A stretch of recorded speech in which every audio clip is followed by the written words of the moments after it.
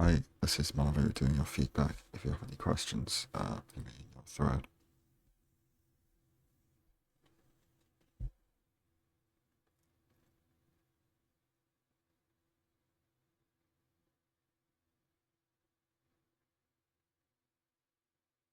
I feel like that so like this scan you do here, so you get the spike. That scan is good, you know, it's like this direction. You shouldn't really be doing your second scan until you're like you can actually see the beach chunks really. It's like yeah, you just had to do another one to actually try and pinpoint it, and then yeah, assuming it's like right here. Yeah, but most of that map list was pretty good. Just like you're doing your like second pinpoint scan, like really far away from the the BT, so it's like hard to get info from it. So that's a massive amount of kill.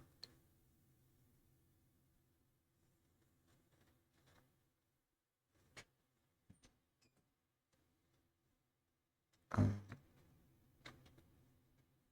I'm just gonna go back. So I can skip past.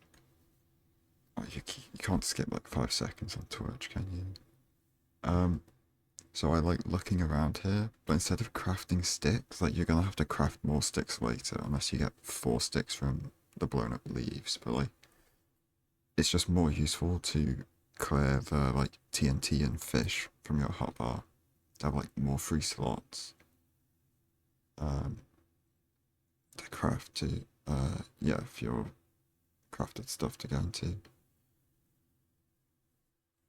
Um, yeah, do the iron pickaxe last in your tools so you don't have to like switch from the iron to something else and then back to the iron to make your bucket.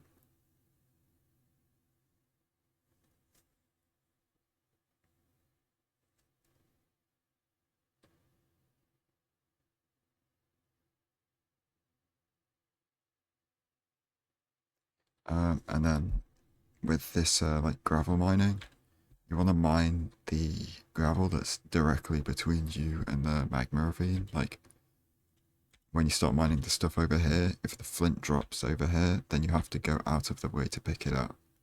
So like you just want to mine gravel that's directly between you and the magma ravine.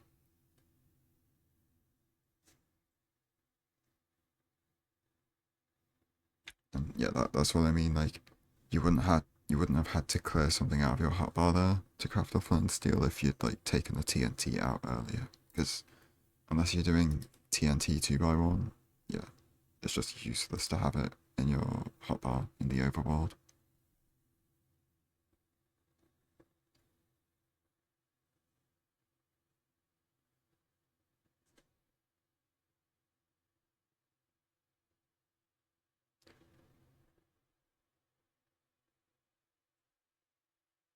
Yeah,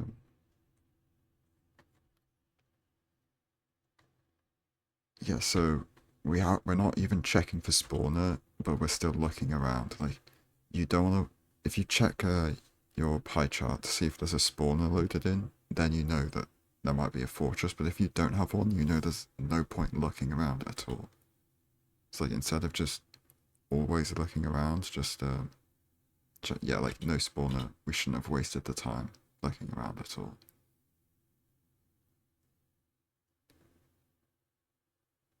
Um, yeah, I don't like the way we're playing this.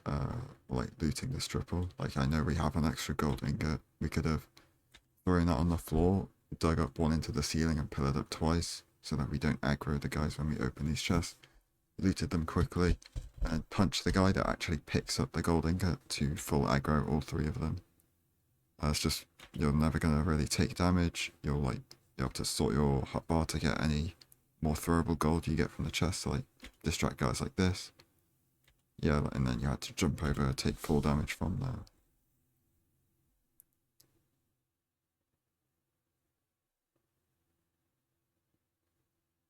So if you're not going to do Q like housing, getting the like Kurichi backup blocks or whatever you call them, the one of the good parts about doing that is that you get to aggro the guys that normally get stuck up in the like the backup gold room. But if you're not going to do that in RSG, right, because you don't want to waste time trading all the gold blocks because you want a high roll, which is what you're doing here. There's a different top down that still guarantees you get those pigs with with another aggro. It's like you block yourself off here, punch a pig and dig down through the floor, and throw a gold before you break the last block, so the guys below you will get distracted and not hit you. If you want, I can send you a demo of that route. But yeah, because they're just playing normal top down, like from 2022, is just unreliable at getting all the pigs.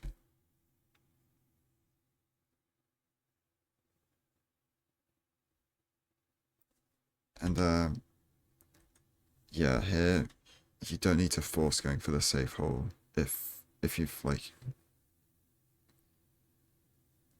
like you can pretty easily get into this block if like this is the standard block you mine, but there's another trading hole that you can do with breaking this one, just placing the block above you. And also, yeah, it's like if you'd actually stop to loot the chest and equip armor, it'd be much, much more safe to do that as well. Because like none of those guys would have aggroed on you there.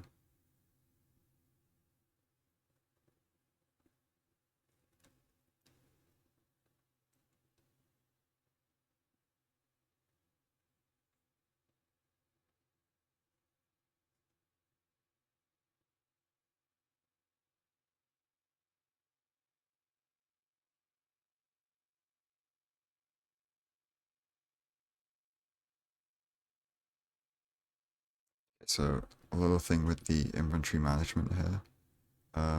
It's mostly good, but we throw out this leather and the magma cream. There isn't any point throwing it out because when we check trades at the end of the bastion route, you're almost certainly going to pick up more leather and more magma cream. So you're not effectively actually clearing your inventory by throwing them out now. So if you want to clear your inventory mid bastion route, which usually you do want to do that to have space to pre-craft a bed and all of that, and like an iron axe. Yeah, if you want to do that, you just throw out like all the blackstone blocks that you'd broken mid bastion route to like do the bastion route. Also stuff from chests, so like the chest, the chains, extra crossbows, and then you throw out also the non-stackable items that you get from bastion trade. So that would be like soul speed bucks, extra soul speed boots, like extra fire res. But yeah, don't worry. Like you just throw out magma cream again, right? We're gonna pick it up a third time when we finish the bastion route. So we'll have thrown out something 2 times more than you needed to, basically. So I don't know it.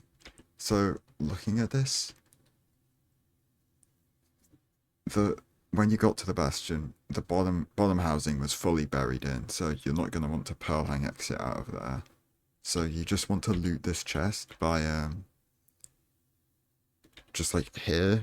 You don't want to go down next to it to like pyrite, because even though you're going to be able to pyrite at the chunk corner, it doesn't really look like you'll be able to get a good pearl hang from it. So you might as well do it at a higher point in the bastion, because like this is just fully pointless.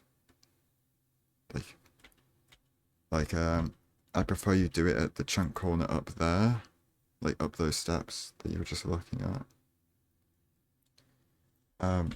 The reason for that is like in housing, pearl hang exits are like super useful, because basically leaving a bastion from like a low Y level is really just really bad, right? Because you're unlikely to have good terrain to exit, so leaving out the top is generally more, it's like hard to explain, but like it's generally more consistently fast. Is what I try and describe it as.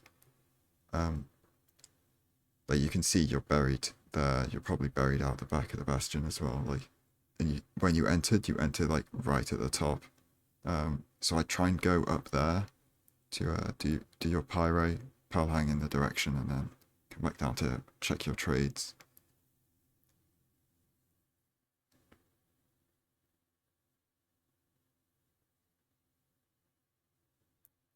Like I feel like we probably would have had enough time, because we didn't have that many pigs, so we probably would have had enough time to come all the way up here to do our corner pyrite and pile hang, and then go back down, and then we would have just fully saved all the time that we spent walking back up the bastion.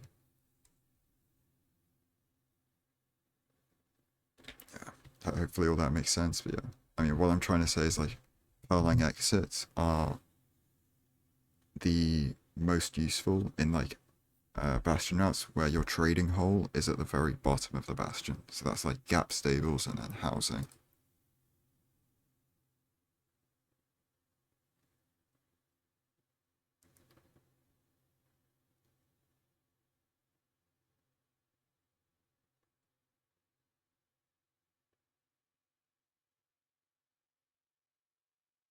So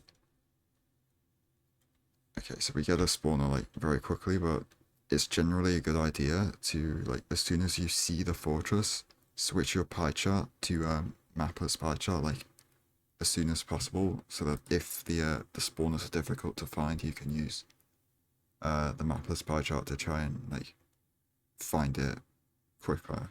I guess like just like try and mapless the blaze spawner.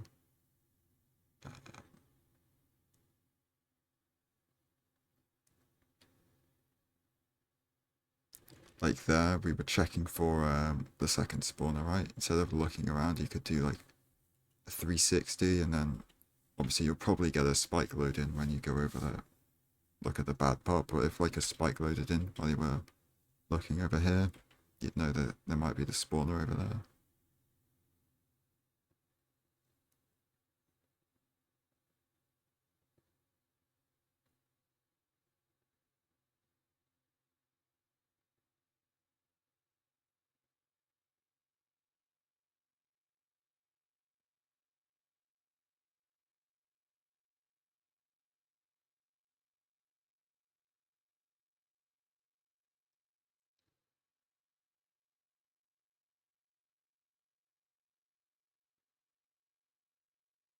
So I don't like that fire splash there. You generally want to just you pop your fire res at like the same point in every run. So like most people will do it on Bastion leave, and then on first portal re-entry.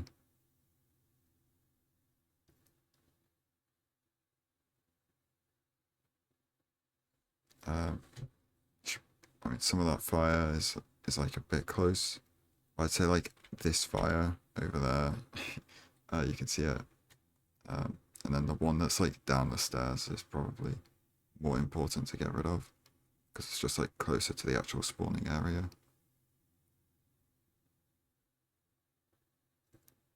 Did we craft Eyes of Ender? Yeah. Okay, so we should overlap crafting Eyes of Ender at the spawner instead of waiting to do it in the overworld. Just because it's gonna overlap the spawner like, ticking instead of just doing it only like not fully overlapped in the overworld there. Like that was like half a second that could have been spent next to the spawner instead of just in the overworld. But even better than that is trying to craft it in between axe hits on a blaze.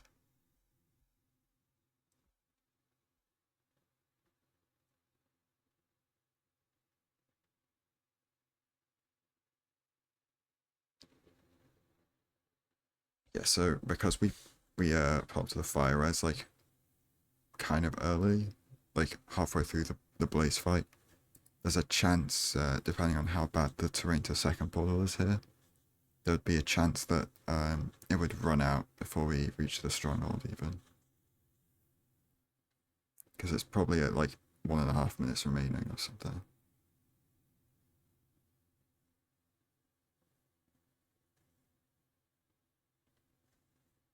So I like the crossbow preload, but I'd use it to kill a blaze because like it's like a niche tech, but you crit a blaze with a stone axe or an iron axe or a diamond axe, and then you shoot it with a crossbow and it dies. So it's just like a really fast way of like killing the first blaze of a blaze cycle. Like if you only needed one more rod, you can do that to try and kill a blaze really quickly. But yeah, I also like preloading it for 0, but it shouldn't be necessary. Like you should be able to still like crossbow double bed without having it preloaded. Sorry.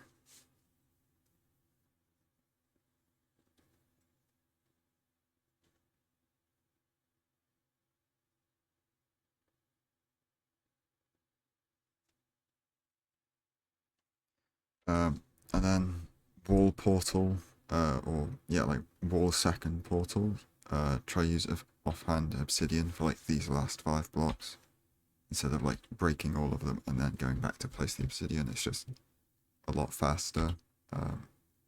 It's not that hard to get comfortable with it, in my opinion.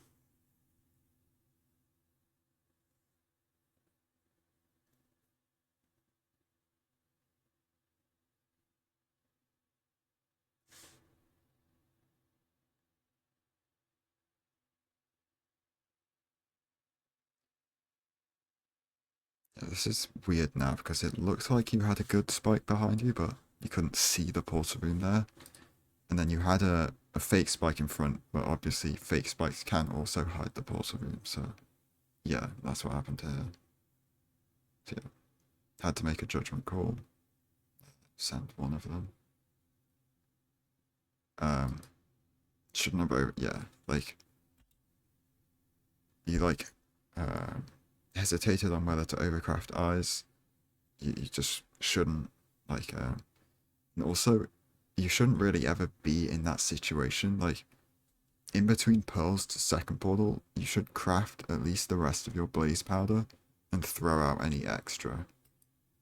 It's what I would recommend. Like you should never be in the point where you can actually craft more than 12 eyes in the end portal. And yeah, you would probably get a east-west insta-perch here if you get insta-perch. Um, I'm assuming it just is a slow perch or something, so I'll just skip ahead to the one cycle.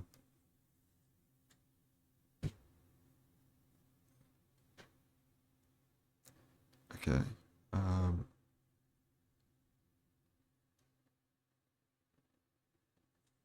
I mean, yeah, nothing to say about the one cycle. It's just fine. Like, suboptimal timing, but you can't be perfect every time, so it's whatever. So overall, I'd say instead of trying to craft stick, like yeah, just focusing on clearing your hotbar while the TNT is in its 4-second detonation, instead of, I mean yeah, looking around for magma Venus is good as well. Like, but yeah, making sure you clear your hotbar.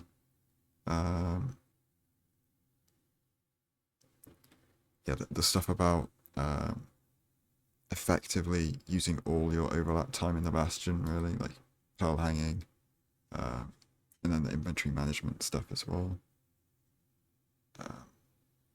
And we didn't split nether brick either. That's just another thing you want to do, like split pearl, split string, split your nether brick.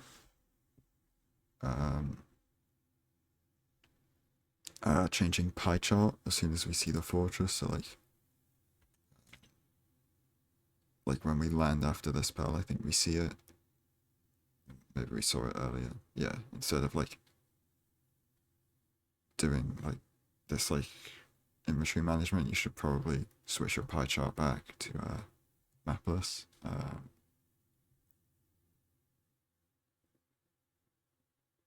And then I'd say the rest of the run was pretty clean. Just like a few of the micro things I pointed out. Yeah, it's a very good run though. Thanks. If you have any questions, don't hesitate to ask. And yeah, thanks for sending in the run.